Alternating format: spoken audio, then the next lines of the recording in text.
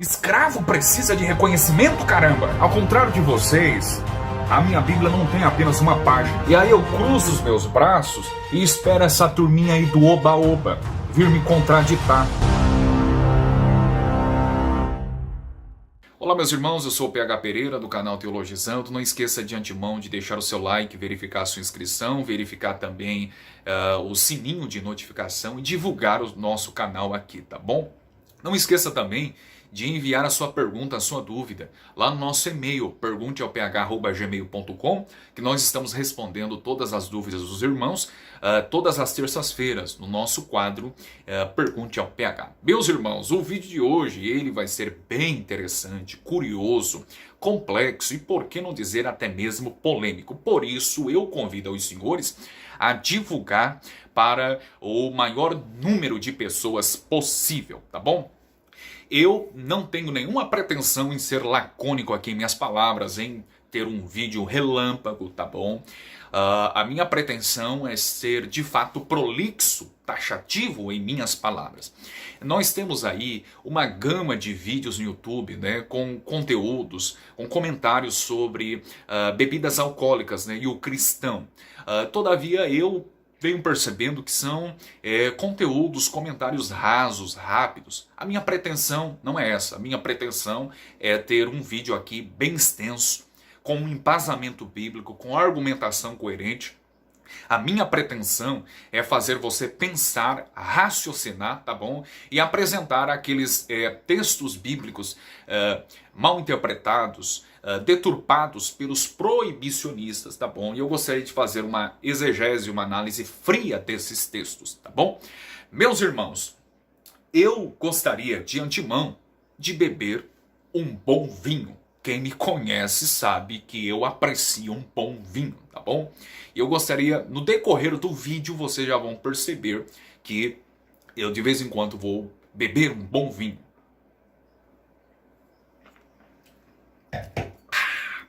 A garganta fica seca, então se faz necessário se beber. PH, por que discorrer sobre um assunto acerca de bebida alcoólica? Tanto assunto na Bíblia para ser dissertado. As almas estão morrendo. E aí você vem com assunto sobre bebida alcoólica, né? Especialmente o vinho. Por que você vai destacar sobre bebida alcoólica? Bom, eu vou comentar sobre bebida alcoólica, tá bom?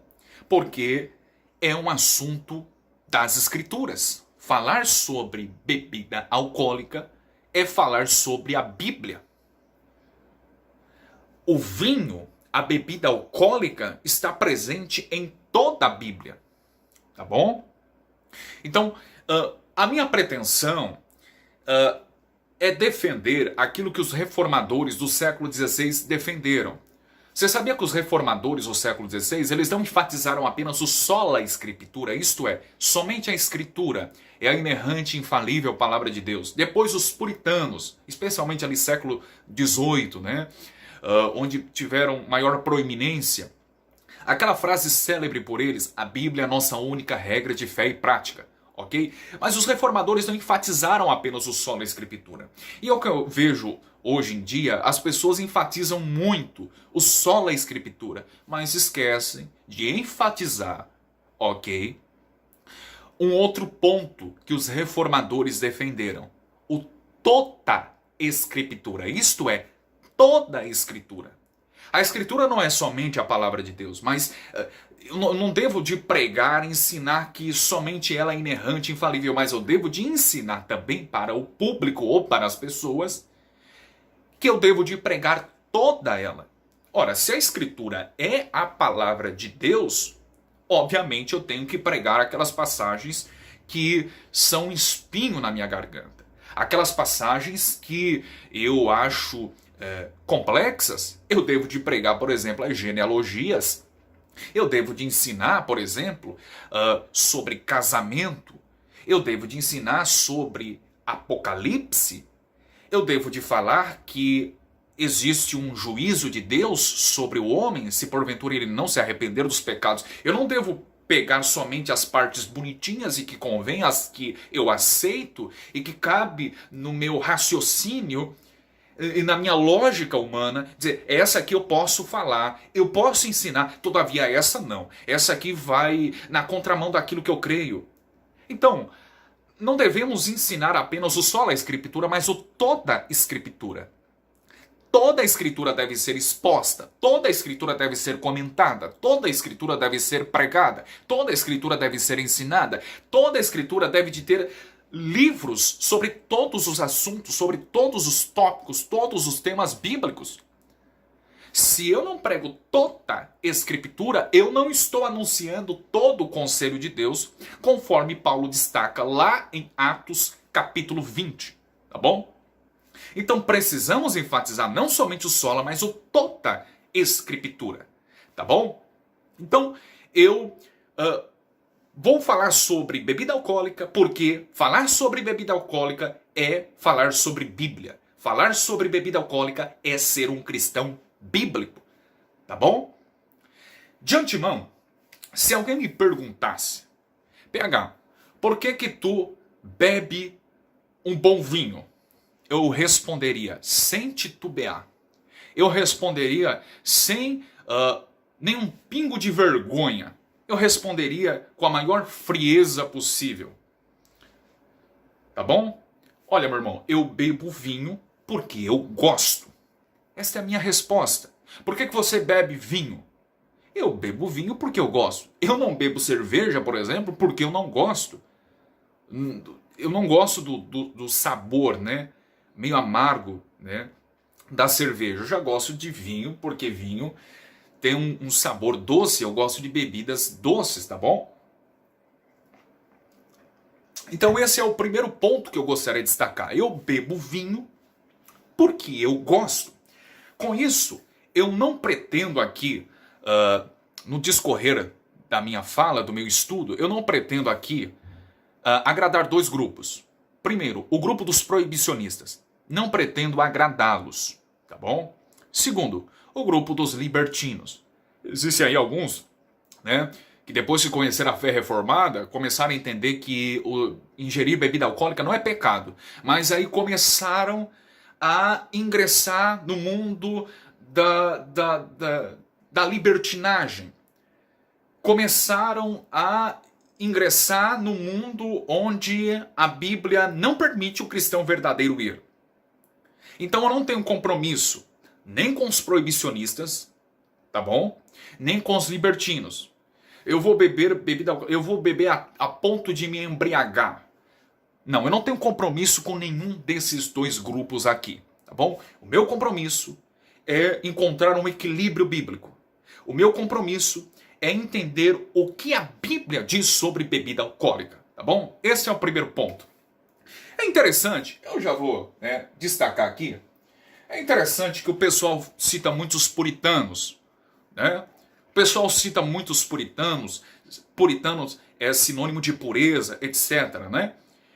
E citam Edwards, citam Owen, citam Bunyan, citam tantos outros, mas eles se esquecem, por exemplo, de um comentário que C.S. Lewis fez sobre os puritanos. Olha que interessante, já para arrebentar, né? É claro que os puritanos não é a nossa regra de fé e prática. A escritura que é. Mas se você reconhece que os puritanos eram homens de Deus, não eram libertinos, não eram pessoas devassas, mundanas, se você considera eles como homens de Deus, então você deve de entender que essas atitudes que eles tinham e essas condutas não eram erradas.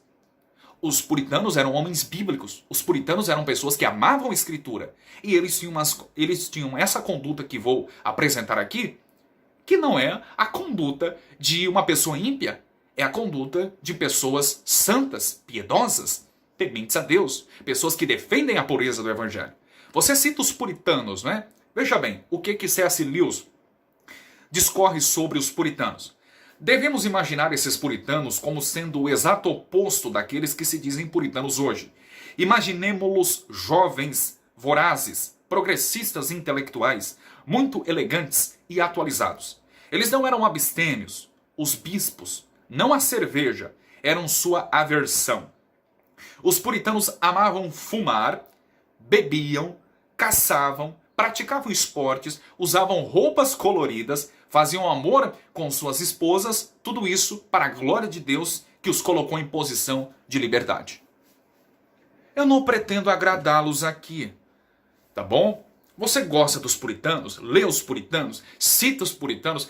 Posta frases e textos dos puritanos no Facebook, Instagram, etc. Né? Então, essa conduta aí de beber, fumar, caçar, usar armas, ter relações sexuais com suas esposas, essa conduta você considera uma conduta de pessoas ímpias ou de pessoas tementes a Deus? Pare e pense sobre isso. Eu anotei aqui, meus irmãos, ontem à noite eu passei muito tempo fazendo um esboço do que eu iria comentar aqui. E, portanto, eu espero que vocês tenham paciência. Fiz alguns apontamentos, alguns tópicos e algumas argumentações e de vez em quando estarei lendo aqui. O primeiro tópico que eu gostaria de destacar aqui é que não há nenhum texto bíblico nas Escrituras condenando o uso de bebidas alcoólicas, ok? O que a Bíblia condena é a embriaguez. Acredito que isso quase todo mundo está careca de saber, né? Portanto, a Escritura não condena o uso de bebida alcoólica, mas sim a embriaguez. Talvez o texto mais célebre, mais falado quando tratamos sobre bebidas alcoólicas, e o texto que veio em mente é Efésios 5,18. Né? E não vos embriagueis com vinho, em que há contenda. E o apóstolo prossegue, mas enchei-vos do Espírito. O que é o mas nessa frase? Quando você está diante do mas, você deve de entender que é um contraste, é uma ideia adversa. Ou seja, Paulo está contrastando a vida de um ímpio e a vida de um cristão. Ou seja, Paulo está dizendo que da mesma forma como alguém que age, que tem atitudes quando está debaixo do domínio do álcool, o crente, por sua vez, salvo em Cristo, ele deve agir de acordo com o domínio de Cristo em sua vida. Um bêbado, ele tem atitudes indecorosas, irreverentes. Um bêbado tem atitudes totalmente asquerosas, não é? Mas Paulo ele contrasta dizendo: a embriaguez leva a isso, mas vocês são diferentes, porque sobre a vida de vocês repousa o Espírito Santo. E o Espírito Santo nos conduz à maturidade cristã, ao equilíbrio da vida cristã, e vocês devem de agir debaixo desse domínio. Vocês devem ser controlados por Deus, que é o próprio Espírito Santo. Percebe? Da mesma forma que como um bêbado atua e age sob o domínio do álcool, o crente, salvo em Cristo, ele age, ele atua sob o domínio do Espírito. Ok? Outro detalhe interessante é que a Bíblia ela é favorável ao uso de bebidas alcoólicas. Você sabia disso? Confira na sua Bíblia, se precisar anote mesmo, Deuteronômio 14, verso 26.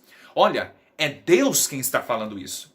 De forma expressa, ele declara: e aquele dinheiro darás por tudo que deseja a tua alma, por vacas, e por ovelhas, e por vinho, e por bebida forte, e por tudo que te pedir a tua alma. Come-o ali perante o Senhor teu Deus, e alegra-te tu e a tua casa. Note que a Bíblia faz a distinção vinho e bebida forte.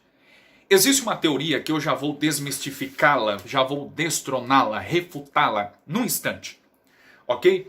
Que o vinho nos tempos bíblicos não tinha álcool. Pois bem, aqui em Deuteronômio 14, 26, há uma distinção clara e explícita de vinho, se vinho não tinha álcool, mas a Bíblia faz a distinção agora de bebida forte. Que qualquer leigo entende o que é bebida forte. Se vinho não tinha álcool, pelo menos a Bíblia fala também e destaca sobre bebida forte. Note que é Deus quem está dizendo: vocês trarão. Vocês sabem, Israel dava os dízimos plural anualmente. E Deus está dizendo: vocês trarão esse dízimo, e de modo que vocês usarão o dízimo de sua renda para celebrar uma grande festa para mim, regada por vinho e bebida forte. É isso que o texto de Deuteronômio 14 e 26 está dizendo.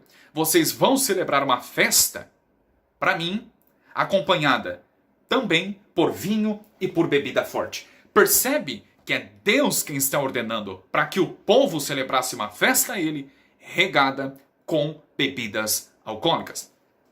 Portanto, a Bíblia não condena ingerir bebidas alcoólicas, mas a embriaguez. Eu gosto das palavras do reformador francês do século XVI, João Calvino. Calvino teve uma frase bem interessante, quando ele disse assim: moderada liberalidade. Moderada liberalidade. Essa é a tônica das Escrituras. Essa é a tônica do ensino geral da palavra de Deus. Moderada liberalidade. E Calvino argumenta um pouquinho mais. Calvino diz o seguinte, que existem algumas pessoas que defendem que pode-se beber vinho, por exemplo, para fins medicinais, ok? Você deve de beber vinho ou uma cerveja apenas para nutrir o seu corpo, né? Aí Calvino diz não. Ele diz, eu acho incoerente esse comentário e essa fala. Porque Deus deixou os alimentos, diz Calvino, e as bebidas, não apenas para nutrir o nosso corpo. É claro que eles fazem isso, mas Deus deixou muito mais. Ele deixou para o nosso prazer. E Calvino continua. Percebe que o alimento, percebe que as bebidas, de uma forma em geral, elas têm sabor. Se elas têm sabor, elas não foram dadas apenas para nutrir o nosso corpo. Ok? Mas elas foram dadas também para nós saborearmos, deleitarmos, termos prazer com a comida e com as bebidas. Percebe? Acho interessante esse comentário. A comida e a bebida não foi dada apenas para nutrir, mas o fato dela ter sabor significa que ela foi dada muito mais para nutrir, significa que ela foi dada para o nosso prazer, para nós nos deleitarmos com essas delícias. Calvino cita, por exemplo, o Salmo de número 104, verso de número 15, quando o salmista declara: e o vinho que alegra o coração do homem. Percebe que ele não foi dado apenas para nutrir o corpo humano, mas foi dado também para alegrar o nosso coração. Foi dado para trazer alegria, foi dado para dar prazer ao homem. Percebe? Então Calvino argumentava moderada liberalidade. Esse é o ensino bíblico. Você não é proibido ingerir bebida alcoólica, mas tenha equilíbrio. Seja moderado. Esse é o primeiro ponto. Um outro ponto que eu gostaria de destacar aqui, e esse é bem interessante, com muito embasamento bíblico. É interessante, meus irmãos, eu gostaria de conferir o texto bíblico da carta do apóstolo Paulo aos Colossenses, porque quando um proibicionista, ele diz assim, é pecado beber bebida alcoólica, é pecado beber cerveja, é pecado beber vinho, entre outras. Quando um proibicionista diz é pecado, e cria a sua lista de regras que não estão de forma harmônicas com a palavra de Deus, esse proibicionista, preste bem atenção, ele se encontra no lugar de Deus. Quando ele proíbe, quando ele condena, ele pensa ser Deus. O apóstolo Paulo é muito claro na carta aos Colossenses, capítulo 2, no verso de número 20 em diante, ele diz assim: se pois estáis mortos com Cristo quanto aos rudimentos do mundo, porque vos carregueis ainda de ordenanças, como se vivesses no mundo. 21. Tais como, não toques, não proves, não manuseis. E ele continua no verso 22. As quais coisas todas perecem pelo uso segundo os preceitos e doutrinas dos homens. Verso 23. As quais têm, na verdade, alguma aparência de sabedoria, em devoção voluntária, humildade e em disciplina do corpo, mas não são de valor algum, senão para a satisfação da carne. Eu não preciso tecer nenhum comentário sobre esses textos, porque eles são claros. Use a sua mente, seja inteligente. Percebe que um proibicionista, é isso que um proibicionista faz. Ele diz assim, não toque, não prove, não manuseie, é proibido. Quando um proibicionista diz é pecado beber bebida alcoólica, ele está se colocando no lugar de Deus. ele está se colocando acima da palavra de Deus. E isso é pecado, isso é um erro.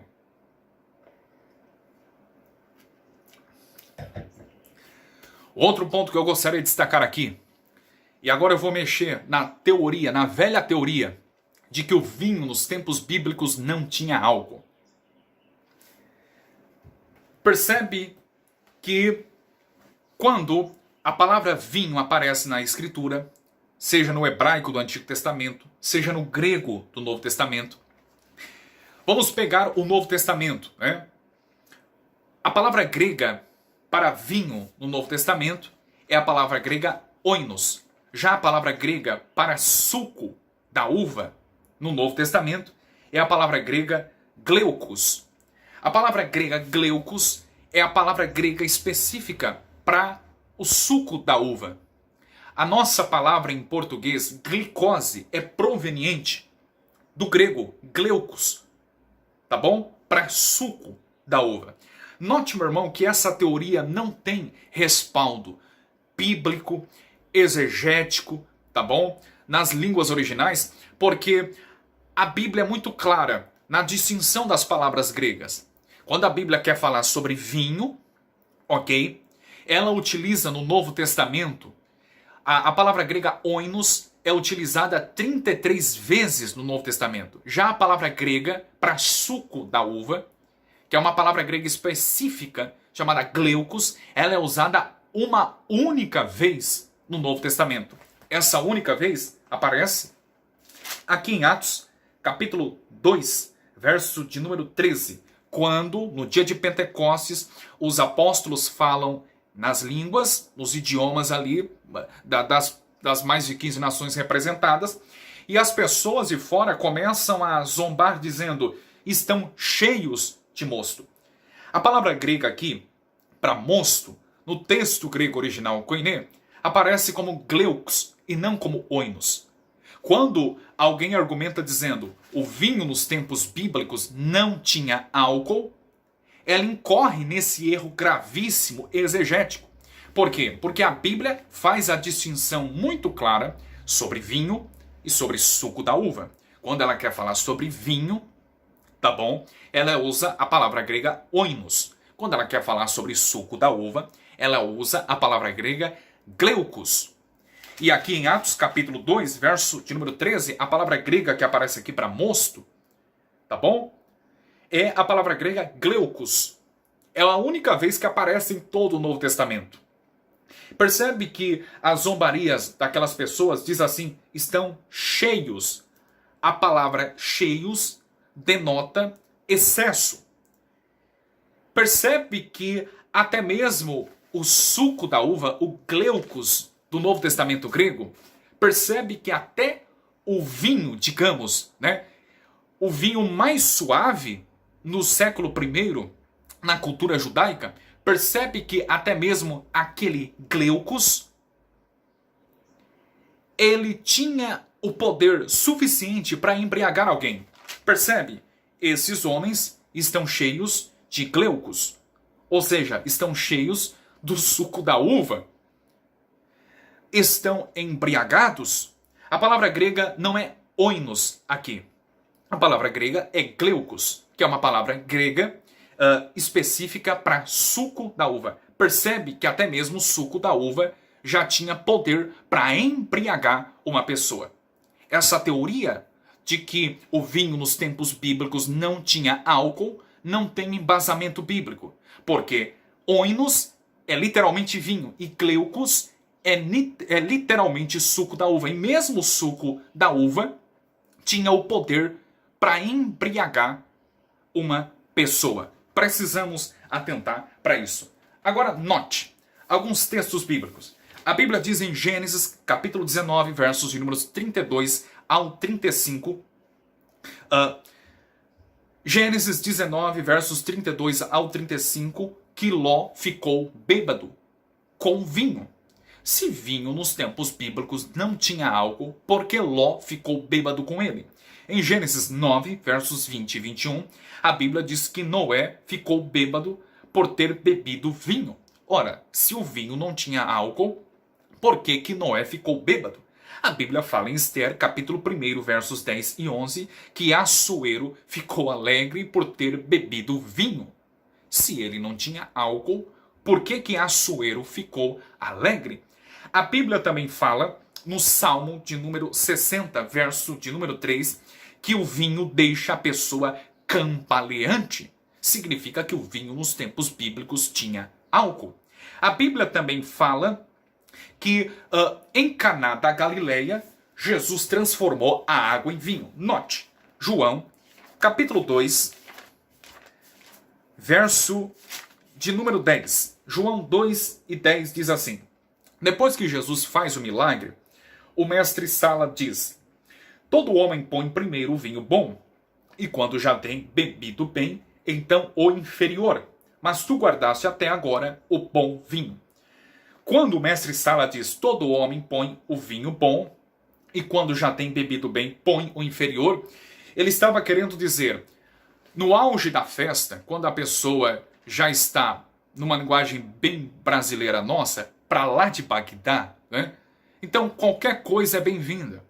Qualquer vinho, pior que seja, é bem-vindo. E aí ele diz assim, tu guardaste o melhor vinho para o final, que foi o que Jesus transformou. Note que o texto bíblico diz assim, todo homem põe primeiro o vinho bom, e quando já tem bebido bem, ou dependendo da tradução, bebido bastante, põe o inferior. Essa expressão, bebido bem ou bebido bastante, no texto grego, é a palavra grega metostosin, ok?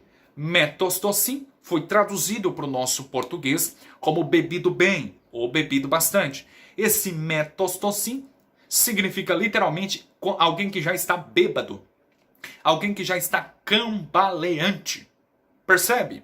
Como que o vinho, nos tempos bíblicos, não tinha álcool? A Bíblia também fala, meus irmãos, na primeira carta aos Coríntios, no capítulo 11, deixa eu conferir aqui rapidamente, primeira carta aos Coríntios, capítulo 11, verso de número 21. Porque, comendo, cada um toma antecipadamente a sua própria ceia, e assim um tem fome e outro embriaga-se. Como que o vinho nos tempos bíblicos não tinha álcool? A Bíblia também fala, na primeira carta a Timóteo, no capítulo 3, verso de número 8.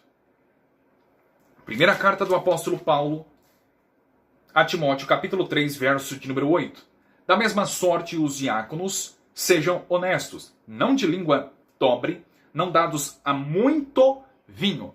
Percebe a expressão, não dados a muito vinho.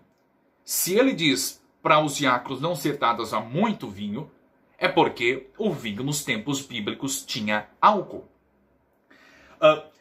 Confira também o texto na segunda carta do apóstolo Paulo, a carta do apóstolo Paulo a Tito, ok? No capítulo de número 2, verso de número 3. As mulheres idosas, semelhantemente, que sejam sérias no seu viver, como convém às santas, não caluniadoras, não dadas a muito vinho. Ora, se Paulo diz não dadas a muito vinho, significa dizer que o vinho nos tempos bíblicos tinha álcool. Confira também o texto do Evangelho segundo Lucas, capítulo 21, verso de número 34. Jesus, falando sobre uma advertência com os discípulos, no Evangelho segundo Lucas, capítulo 21, verso de número 34, diz assim: e olhai por vós, não aconteça que os vossos corações se carreguem de glutonaria, de embriaguez e dos cuidados da vida, e venha sobre vós de improviso aquele dia. Desde os versos de números 5 ao 7 desse mesmo capítulo do Evangelho, segundo Lucas, capítulo 21, Jesus está tratando sobre o juízo iminente que viria sobre Jerusalém na sua queda, inclusive do templo, no ano 70 depois de Cristo. Jesus está falando que Jerusalém seria cercada pelas legiões romanas. Os romanos trariam juízo. E Jesus está dizendo para os discípulos, vocês devem de atentar para isso. Vocês tomem cuidado que os corações de vocês não se carreguem de glutonarias, de embriaguez. Por quê? Porque se os discípulos estivessem embriagados no dia em que os romanos trouxessem juízo sobre Jerusalém, eles seriam pegos também e não haveria a possibilidade de fuga. Ok? Como é que o vinho nos tempos bíblicos não tinha álcool? A Bíblia é muito clara nesse sentido. Veja ainda a primeira carta do apóstolo Paulo a Timóteo, no capítulo 5, verso de número 23. Não bebas somente água, mas usas de um pouco de vinho por causa do teu estômago e das suas frequentes enfermidades. Paulo diz para Timóteo, não usa somente água, mas usa de um pouco de vinho. Ora, se Paulo diz um pouco de vinho, significa dizer que o vinho nos tempos bíblicos tinha álcool. Agora note que esse texto é muito citado pelos proibicionistas, né? Olha, o apóstolo Paulo diz para Timóteo beber vinho para fins medicinais, não para o prazer dele. Mas percebe, meus irmãos, e eu gostaria de destacar, digamos, uma notinha de rodapé. Você sabia que nos tempos de Jesus, nos tempos do Novo Testamento, a água em Israel era muito escassa? De modo que encontraram uma fonte, um poço de água, nos tempos do Novo Testamento, era como que se achar um grande tesouro. É por isso que a mulher samaritana, conversando com Jesus lá no poço de Jacó, no Evangelho segundo João, capítulo 4, ela diz assim, o nosso pai Jacó cavou esse poço aqui. Isso já tinha mais de 1000 anos que havia cavado. Então, a água nos tempos de Jesus, nos tempos do apóstolo Paulo, era muito escassa. Portanto, o vinho era uma bebida muito usada pelos judeus. A água era escassa. Encontrar um poço era um tesouro. E quando era encontrado um poço, isso era preservado, mantido, guardado por séculos. Agora, quando essas águas eram trazidas, elas eram guardadas em depósitos. E quando, por sua vez, elas eram guardadas em depósitos, bactérias acumulavam naquelas águas, de modo que quem bebia, quem ingerisse aquelas águas, causaria mal-estar e doenças. Note por que Paulo recomenda a Timóteo a não beber somente água, mas também de ingerir um pouco de vinho. Por quê? Porque Paulo está dizendo exatamente isso, que Timóteo estava doente. Os problemas estomacais que ele estava tendo é porque ele havia consumido água. A água nos tempos do Novo Testamento causava doença nas pessoas por causa das bactérias que ali viviam, nos depósitos que eram guardadas, armazenadas. Então, de forma irônica, parece que Paulo está proibindo a água aqui. Percebe? Para a gente brincar um pouco, parece que Paulo está dizendo, Timóteo, é proibido beber água, bebe só um pouco de vinho. Agora, percebe que algumas traduções traduziram exatamente assim, não bebas somente água.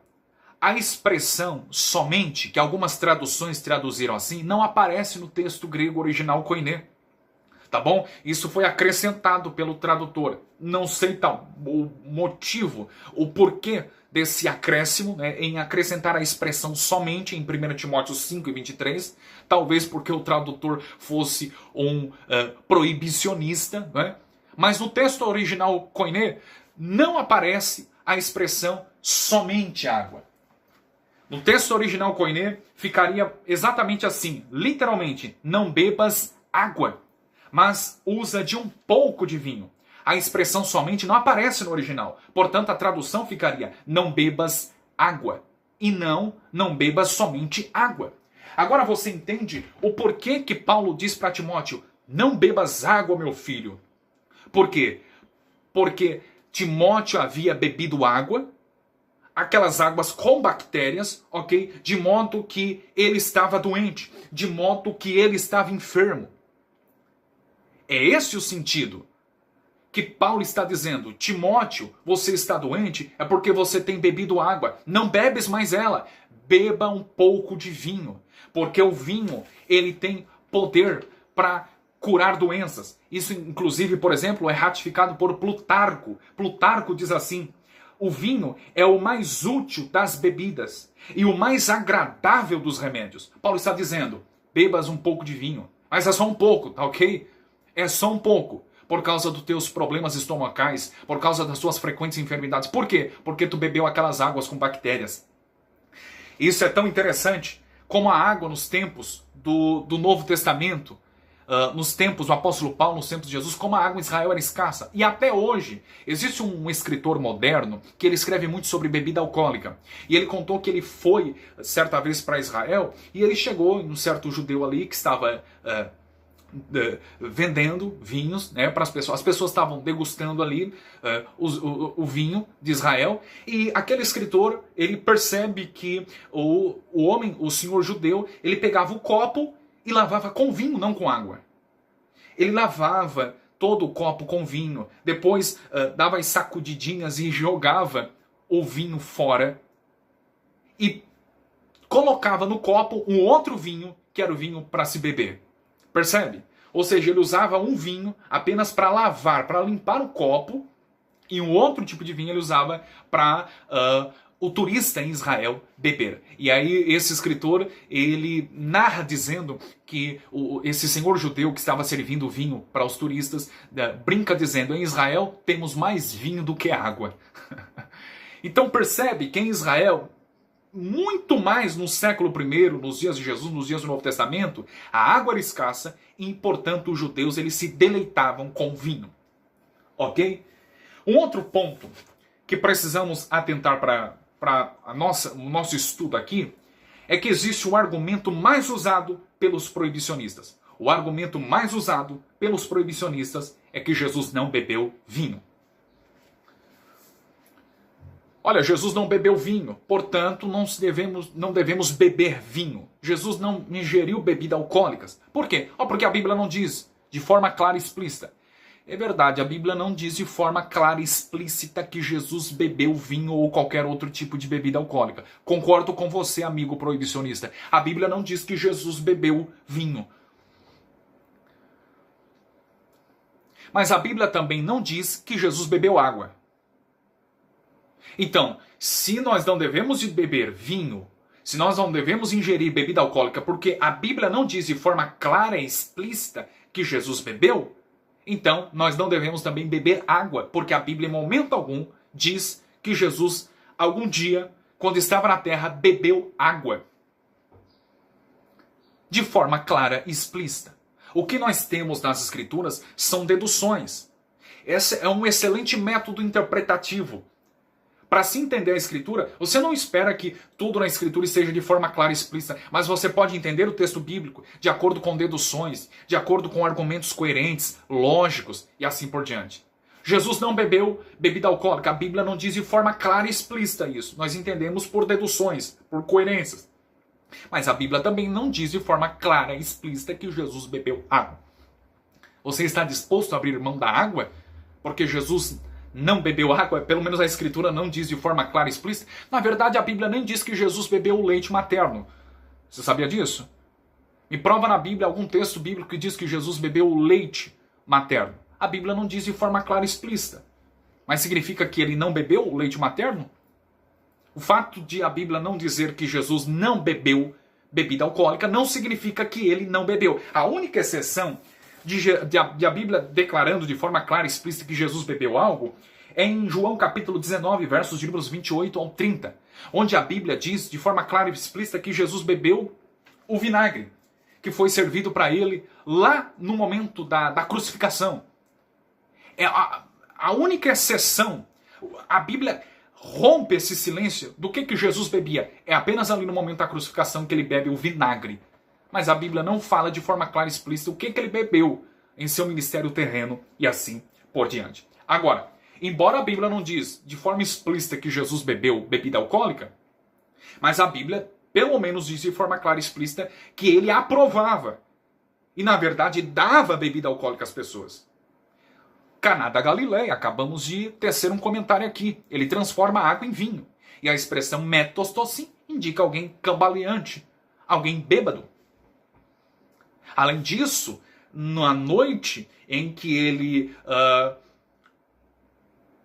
promulgou a ceia substituindo a Páscoa judaica, ele pegou o vinho alcoólico e deu para os apóstolos.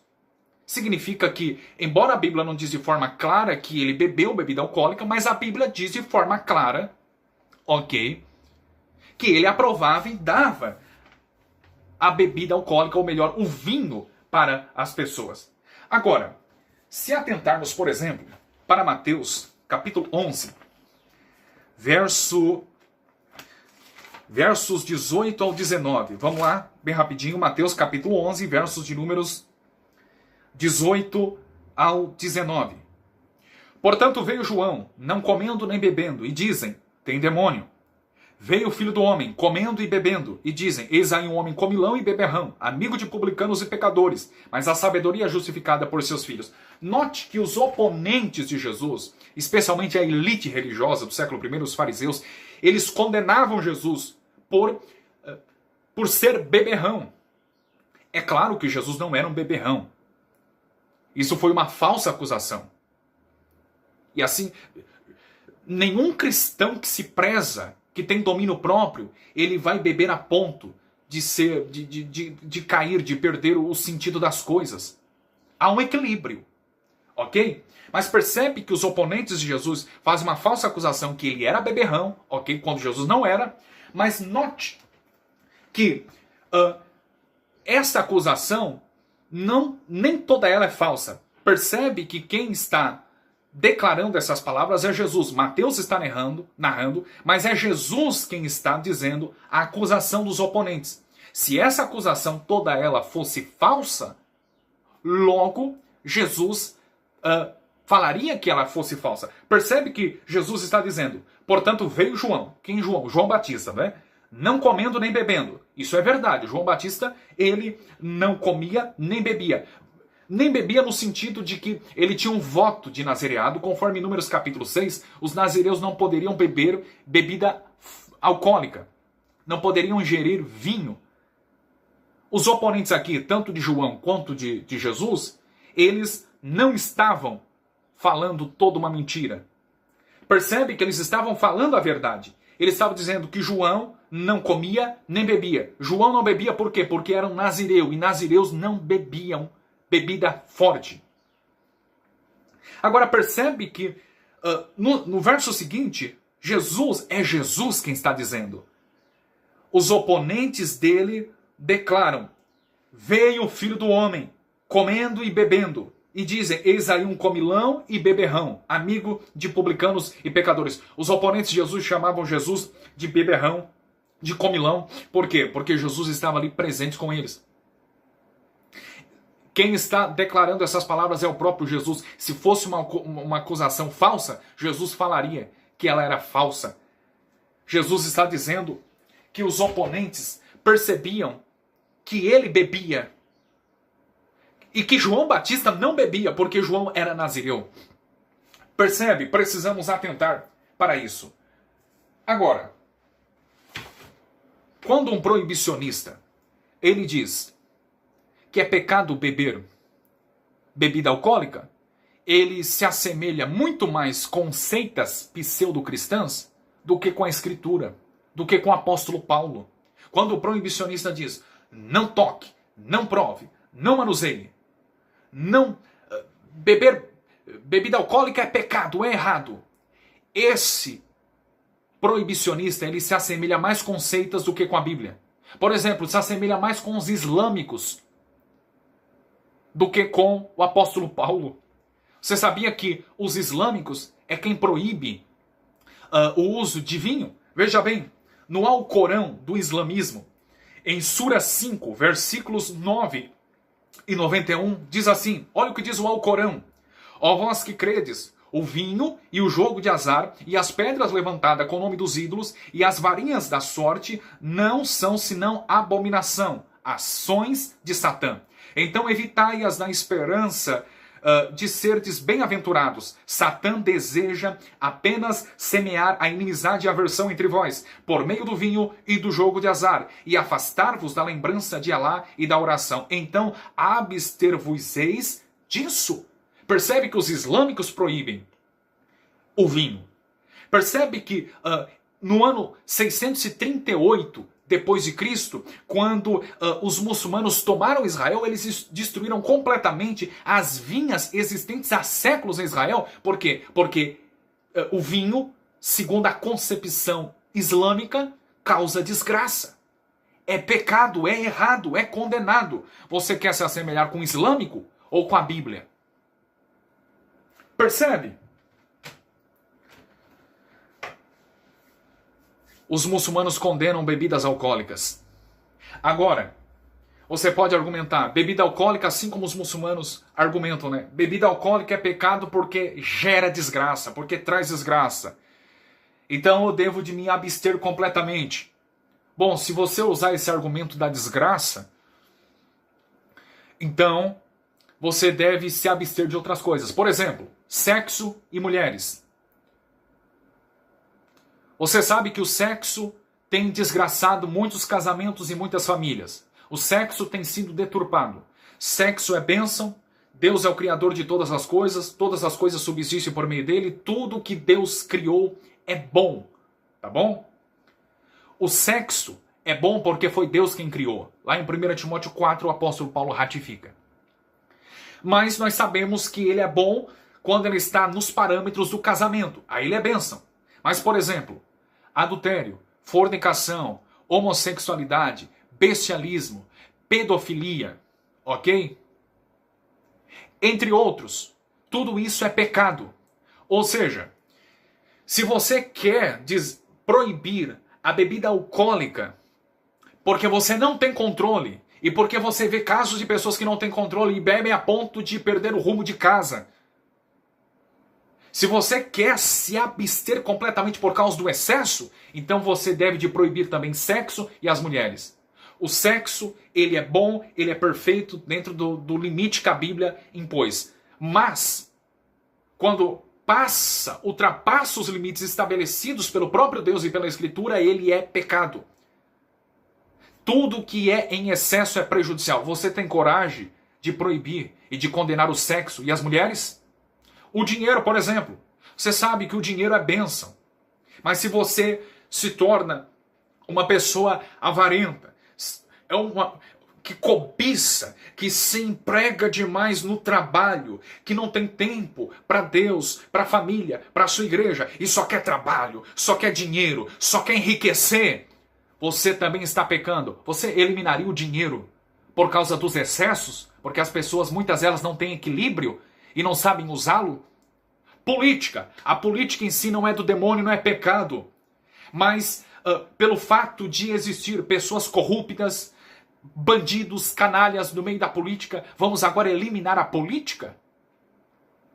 Tudo que em excesso é problema, traz desgraça, é prejudicial. O vinho da mesma forma. Beber um bom vinho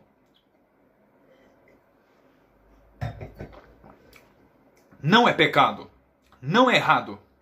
Mas o excesso que traz desgraça. O excesso, e agora é com você, meu amigo libertino, ouça o que eu vou te dizer, que se envereda por esse caminho da bebedice, ouça o que eu vou te dizer. Muitos casamentos, muitas famílias e lares destruídos por causa da desgraça, da embriaguez, por causa do excesso. Muitas pessoas perdendo profissões, perdendo empregos porque se entregaram ao excessivo consumo das bebidas alcoólicas. Tudo que é em excesso é prejudicial. Tudo que é em excesso é problema para a vida cristã. Agora, curiosamente, e eu já vou passar para aqueles textos bíblicos mal interpretados e eu vou analisar com vocês. Curiosamente, quando a Bíblia fala sobre... deixa eu conferir aqui. Quando a Bíblia fala sobre a bebedeira, ela também coloca no mesmo pacote a glutonaria. No meu tempo de pentecostal, eu via pastores rachando o sarrafo nos irmãos contra bebida alcoólica, contra vinho, contra cerveja. Mas eu percebia que aqueles pastores não tinham nenhum domínio próprio, por exemplo, no sentido das comidas. Eu lembro em tempos de pentecostal, quando a gente tinha aquelas aquelas refeições, aqueles almoços beneficentes, né? No sentido de arrecadação de dinheiros. E eu percebi aqueles pastores gordos, aquelas mulheres gordas, que sentavam-se, enchiam um prato, faziam uma montanha, e às vezes passava o irmão servindo a carnes gordurosas, ele dizia, não pode encher, meu irmão, deixa Deus te usar. Você está pecando, você é um hipócrita. Você condena a bebida alcoólica por causa do excesso. O excesso a Bíblia realmente condena, mas você peca também por causa da glutonaria. Você come em excesso. Você está fora de peso. Você é um gordo. Você é um pastor gordo que não tem equilíbrio. Mas, né, bebida alcoólica é confrontação sempre com os irmãos. Textos bíblicos. Deuteronômio 21 e 20. Provérbios 23 e 21, Mateus 11 e 19, Lucas 7 e 34, a Bíblia coloca no mesmo pacote tanto a bebedeira quanto a glutonaria. Você teria coragem de proibir alimentos? Você teria coragem de eliminar a comida por causa dos excessos? Quantas pessoas obesas, gordas, porque não têm domínio próprio sobre o prato que está comendo? Seria a comida pecado? Se você proíbe o uso de bebidas alcoólicas por causa de excessos e por causa de escândalos de muitas pessoas, você deve de proibir também comidas, os alimentos que pessoas comem em excesso e causa desgraça. Beber em excesso a bebida alcoólica traz problema e é prejudicial para a saúde. Tudo que é em excesso é prejudicial. Você bebe Coca-Cola, bebe refrigerante, é pecado, é errado, porque destrói com a tua saúde. Você teria coragem de afirmar isso? De ser um abstêmio totalmente de Coca-Cola, de refrigerante, pipocas e micro-ondas, comidas fast food? Você teria coragem de eliminar completamente, porque é prejudicial para a sua vida? Então seja coerente, pelo amor de Deus. Seja coerente e seja verdadeiro, não seja hipócrita. Precisamos atentar. Você sabia que até água, se beber em excesso, é prejudicial? Até água, se beber em excesso, é prejudicial? O apóstolo Paulo, na carta aos Gálatas, no capítulo 5, verso 22, ele fala sobre o fruto do Espírito. O fruto é o resultado de uma vida cheia de Deus. E um dos gomos desse fruto do Espírito é a temperança. A temperança, que é o autocontrole, é o domínio próprio. Se você não tem autocontrole e domínio próprio, você está precisando trabalhar. Você está precisando dizer, Espírito Santo, me ajude a ter domínio próprio nessa área. Eu não estou conseguindo controlar a bebida. Não estou conseguindo controlar o celular. Sou viciado em WhatsApp, viciado em Facebook. Não estou conseguindo controlar... Não estou conseguindo controlar aquilo que eu vejo. Pornografia, sou viciado em pornografia. Você não tem domínio próprio? Você precisa pedir a graça de Deus para superar isso, para vencer isso. Tudo que é em excesso é prejudicial. Você não tem um controle sobre a televisão, você não tem controle sobre o celular, você está precisando ser cheio do Espírito Santo. Da mesma forma, a bebida alcoólica. Você precisa de domínio próprio. O apóstolo Paulo, ele trata sobre isso na carta aos Gálatas com muita propriedade sobre tenham domínio próprio. Existe um comentário bem interessante, na verdade um provérbio japonês, citado pelo comentarista Warren Risby. O provérbio japonês diz o seguinte: primeiro o homem toma um trago, depois o trago outro trago, e finalmente o trago toma o homem. Esse é o ponto. Tome cuidado, seja cauteloso. A Bíblia sempre vai enfatizar o cuidado que precisamos de ter contra a embriaguez. Eu finalizo essa minha palavra com o último ponto, analisando os textos bíblicos mal interpretados. Um dos textos bíblicos, meus irmãos, que são muito utilizados pelos proibicionistas, é 1 Coríntios 6, verso 12. Diz o apóstolo Paulo: todas as coisas me são lícitas, isto é, todas as coisas me são permitidas, mas nem todas convém, isto é, nem todas são proveitosas. E o que não convém? O que não é proveitoso para a vida cristã? Aquilo que não se harmoniza com a palavra de Deus. Ou seja, beber bebida alcoólica não é pecado. Mas o que não convém? A embriaguez. Jogar não é pecado, mas se você joga, por exemplo, um baralho e utiliza dinheiros, isso não convém. Isso não é proveitoso. Então, tudo o que não se harmoniza com a palavra de Deus não é proveitoso e não convém.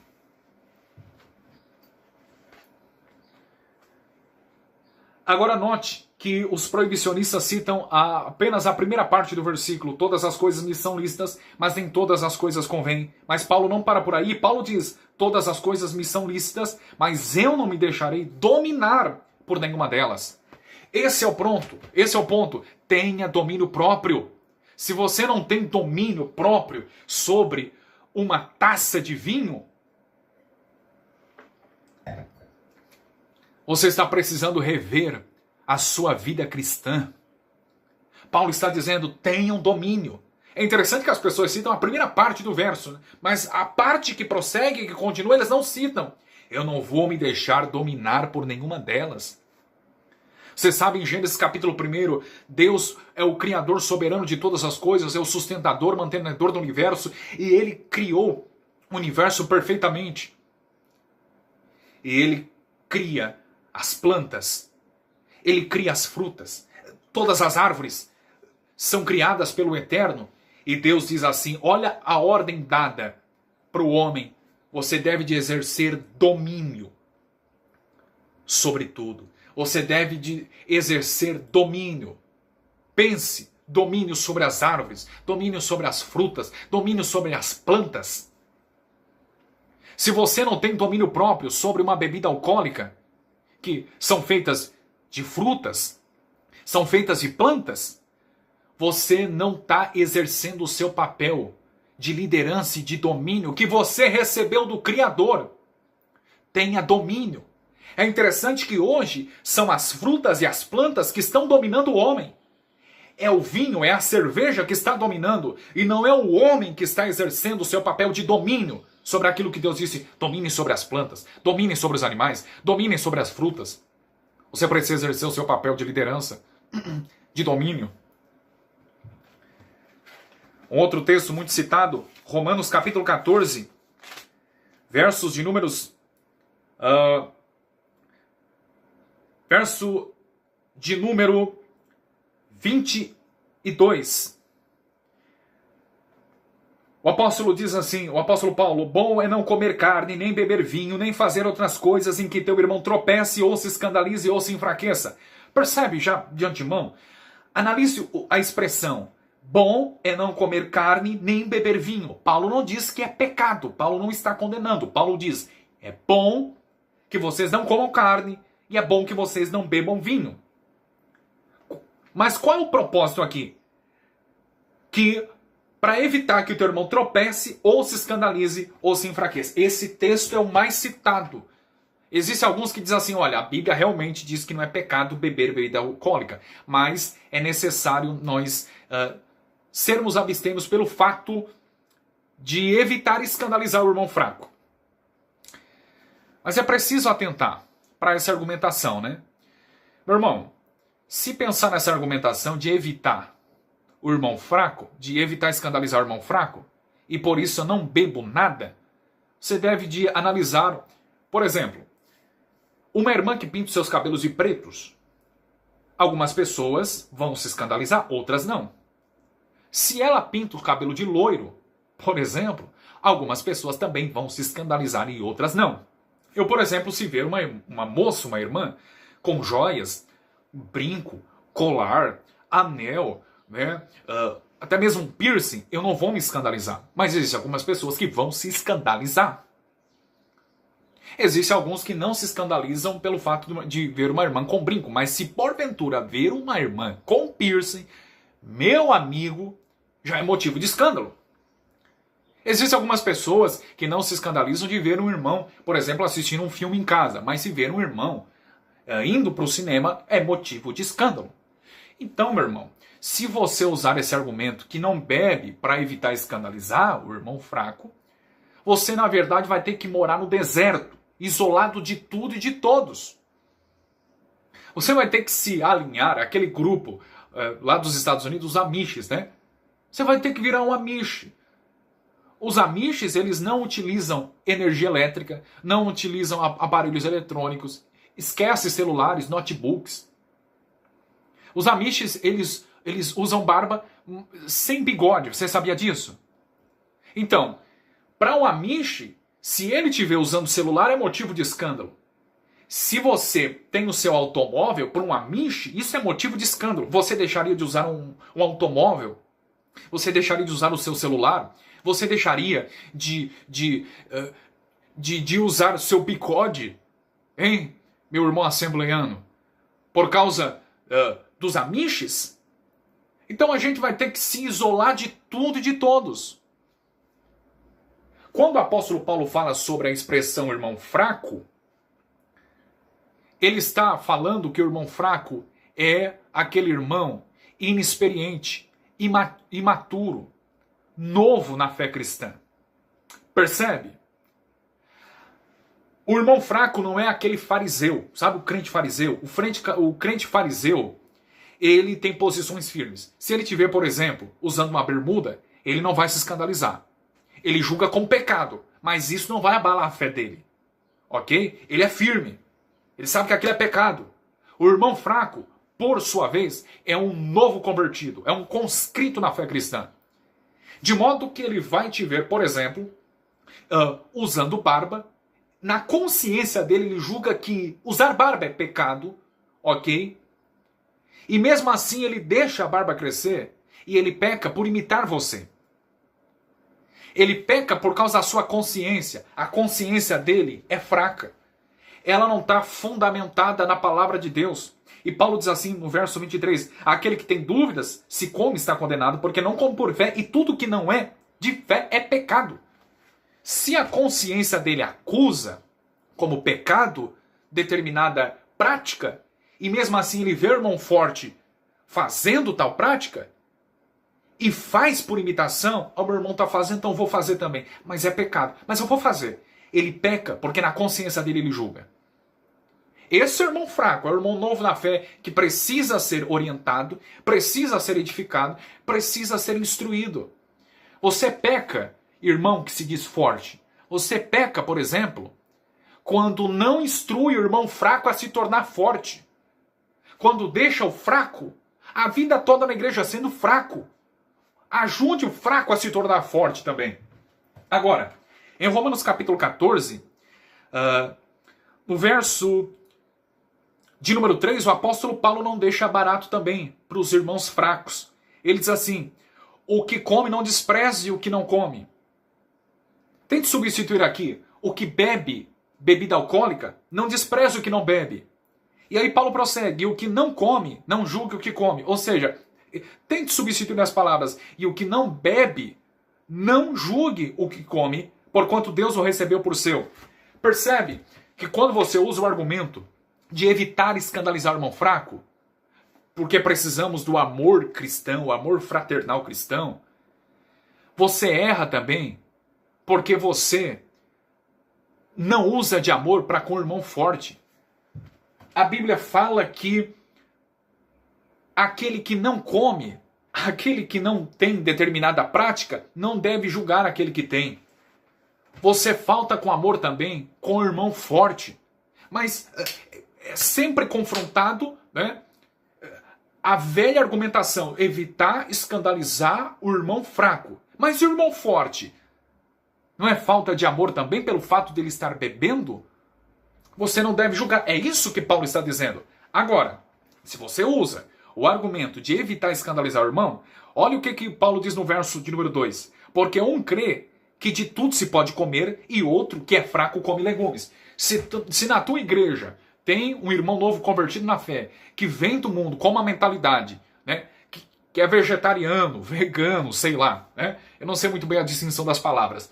Se esse irmão vem para a igreja e ele acha que é errado comer carne, que você sendo carnívoro está errado, você acha que a igreja toda deveria de adotar a posição vegana, vegetariana? Percebe? Se você convida um amigo seu, agora crente em Cristo, mas novo convertido, fraco na fé, se você convida esse seu amigo e na sua casa você tem por costume de comer carne, você não deve de servir carne. Você sabia disso? Você deve de comer legumes com esse irmão fraco. Você não quer usar o argumento para evitar escandalizar o irmão fraco? Pois é, Paulo destaca isso em Romanos 14, 2. Você peca quando você não instrui o fraco a se tornar forte. Você peca quando você não tem tolerância e diz, meu irmão, a Bíblia ensina assim. Vem cá que eu vou te ensinar. E você que sempre condena o forte, você está pecando também por falta de amor. Um outro texto para tentar. Em 1 Coríntios 3:16 e 1 Coríntios 6:19, o apóstolo Paulo fala sobre o corpo é o templo do Espírito Santo. E muitas pessoas dizem, eu não faço isso porque o meu corpo é o templo do Espírito Santo. Contextualmente, vá para a Escritura. O apóstolo Paulo, em 1 Coríntios 3, ele está falando sobre a igreja de forma coletiva. Ele está escrevendo para a igreja como um todo, ele não está falando para crentes individuais.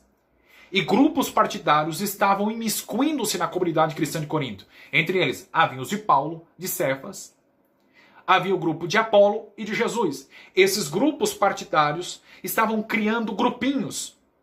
De modo que a igreja, que é definida pela Escritura como corpo de Cristo também, né? Uma das figuras que a Bíblia define sobre a igreja é o corpo de Cristo. 1 Coríntios 12, você pode conferir. A igreja estava de forma sendo enfraquecida por causa desses grupos partidários. E aí Paulo diz assim, não sabeis que o vosso corpo, ele não diz vossos corpos, tá bom? Ele diz vosso corpo, a igreja, reunida em torno do nome de Cristo. O vosso corpo é o templo do Espírito Santo. E aí Paulo no verso seguinte, no verso 17, ele diz exatamente isso. Aquele que destruir o templo de Deus, vamos conferir 1 Coríntios 3:17. Se alguém destruir o templo de Deus, Deus o destruirá, porque o templo de Deus que sois vós, a igreja, é santo. Por que destruir o templo de Deus? Que é o templo do Espírito Santo, que ele fala no verso anterior. Por que destruir o templo de Deus? Porque esses grupos partidários estavam destruindo aquele corpo, aquela igreja. Ela estava sendo enfraquecida por grupo A, grupo B. E Paulo está dizendo, o vosso corpo, ou seja, a igreja, é o templo do Espírito Santo. Leia todo o capítulo 3. Em 1 Coríntios 6:19, o apóstolo Paulo fala sobre o corpo sendo o templo do Espírito Santo. Ou não sabeis que o vosso corpo, de novo, que habita, é templo do Espírito Santo, que habita em vós, proveniente de Deus, e que não sois de vós mesmos? Eu não posso beber bebida alcoólica porque o meu corpo é templo do Espírito Santo. Eu não posso fazer tatuagem porque o meu corpo é templo do Espírito Santo. Paulo não está falando nesse sentido. Olha os versos seguintes. Paulo fala sobre a prostituição. Ele tem em mente o pecado da prostituição. Do grego porneia. E é nesse sentido que ele está dizendo, o vosso corpo é templo do Espírito Santo. Leia o texto, leia o contexto para você entender. Meus irmãos, eu espero ter sido claro aqui nas argumentações, tá bom? O meu desejo do fundo do meu coração é que o Espírito Santo traga lume essas exposições ao seu entendimento, que você seja edificado, que você absorva, que você pense, que você raciocine. O cristianismo é uma religião que te ensina a pensar, que te ensina a raciocinar. Analise, pense nas argumentações, vá para o texto bíblico. Não seja bitolado por tua igreja, seja pentecostal, seja alguns batistas, né? Alguns metodistas também, que diz que realmente a Bíblia não diz que é pecado ingerir bebida alcoólica, mas eles usam o argumento do irmão fraco, então eles se abstêm.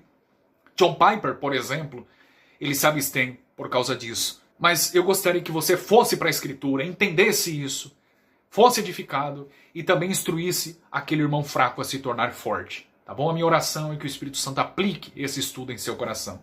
Não esqueça de deixar o seu like. Abraço, meus irmãos.